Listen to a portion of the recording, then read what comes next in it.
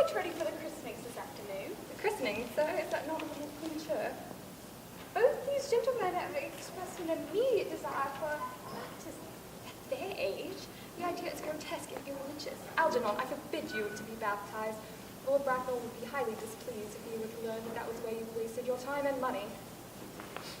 Am I to understand that there are to be no christenings this afternoon? As the way things stand right now, I don't think that'd be advisable to either of us, Dr. Trustable. I am grieved to hear this, Mr. Worthing.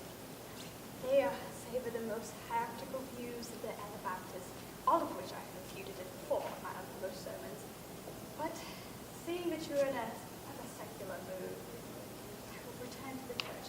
Indeed, I have been informed by the pew opener that Miss Prism has been waiting for me an hour and a half. Miss Prism? Did I hear you mention a Miss Prism? Yes, Miss Prism. I'm going to join her now. Pray allow me to detain you for a moment. This matter may prove to be one of vital importance to Lord Bracknell and myself. Is this Miss Prism, a female of appellant aspect, remotely connected to education? She's the most cultivated of ladies. The picture of respectability. Obviously, the same person. May I ask what position she holds in your household? I am celibate, madam. Lady Bracknell, Miss Prism for the last 3 years has been Miss Cardew's esteemed governess and valued companion. In spite of what I hear of her, I must see her at once. Let her be sent for. She is near, she is nigh.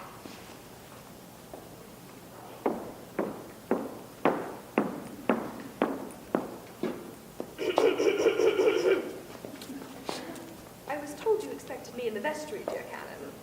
I have been waiting for you there an hour and 3/4. Prism? Come here, Prism. Prism, where is that baby? 28 years ago, Prism, you left Lord Bracknell's house, number 104 Upper Grosvenor Street, in charge of a perambulator that carried a baby of the male sex. You never returned. Through a thorough investigation of the Metropolitan Police, a few weeks later, the perambulator was discovered at midnight, standing by itself in a remote corner of Bayswater. It contained a 3-volume manuscript of an unusually revolting sentimentality. But the baby was not there. Miss Prism, where is that baby? Lady Bracknell, I admit with shame that I do not know. I only wish I did. The facts of the case are these. On the morning of the day you mention, a day that is forever branded in my memory, I prepared as usual to take the baby out in its perambulator.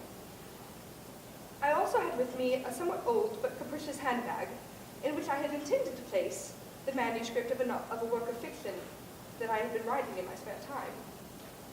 But in a moment of mental abstraction, for which I can never forgive myself, I placed the manuscript in the bassinet and put the baby in the handbag. But where did you put the handbag? I left it in one of the larger railway stations in London. Which railway line? Brighton. Pardon me. I must leave for a moment. Gwendolyn, wait for me. If you are not long, I shall wait here for you all of my life. What do you make of this, Lady Bracknell? I have no idea, Dr. Chasuble. I need not tell you that in families of high position, coincidences are not supposed to occur. They are not considered the thing. Uncle Jack seems strangely agitated. Your guardian is a very emotional nature. The noise is quite unpleasant. It sounds as if he were having an argument. I dislike arguments of any kind. They are always vulgar and often convincing. It has stopped now. I do wish he would make up his mind. Oh, the suspense is terrible. I hope it will last.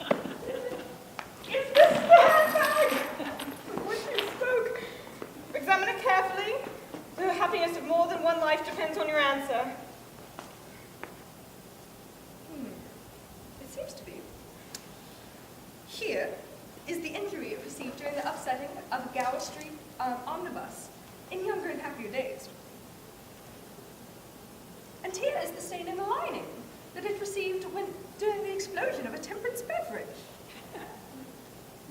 That occurred in Leamington. And here on the lock, those are my initials. I had forgotten that I had them placed there in a moment of extravagance. It is undoubtedly mine. I am delighted to have it so unexpectedly returned to me. It has been a great inconvenience being without it all these years. But Miss Prism, more was returned to you than that handbag. I was the baby you placed inside him? You. Yes, Mother! Mr. Worthing, I am unmarried. Unmarried, I do not deny it is a serious blow, but why should we throw rocks at one who has suffered? And cannot an act of honesty wipe out an act of terror? No, why should there be one law for men and another for women? Mother, I forgive you. Mr. Worthing, there is some error. There is the lady who can tell you who you really are. Lady Bracknell, I hate to seem inquisitive, but could you kindly inform me who I am? I'm afraid that the news I have to give you will not altogether please you. You are the son of my poor sister, Miss Moncrief, and consequently, Algernon's elder brother. Algy's elder brother? I always knew I had a brother. I always said I had an elder brother. Cecily! How could you ever doubt that I had a brother? Oh, Gwendolyn, my poor brother. Lady Bracknell, my poor brother. Miss Prism, my unfortunate brother. Algy, you've got to start treating me like a brother. You've never treated me like one in all your life. I admit, old chap, that until this day I had not, but I had been rather out of practice. Oh, my own, but to what own are you? I've quite forgotten that point. I suppose your decision on my name is irrevocable? Oh.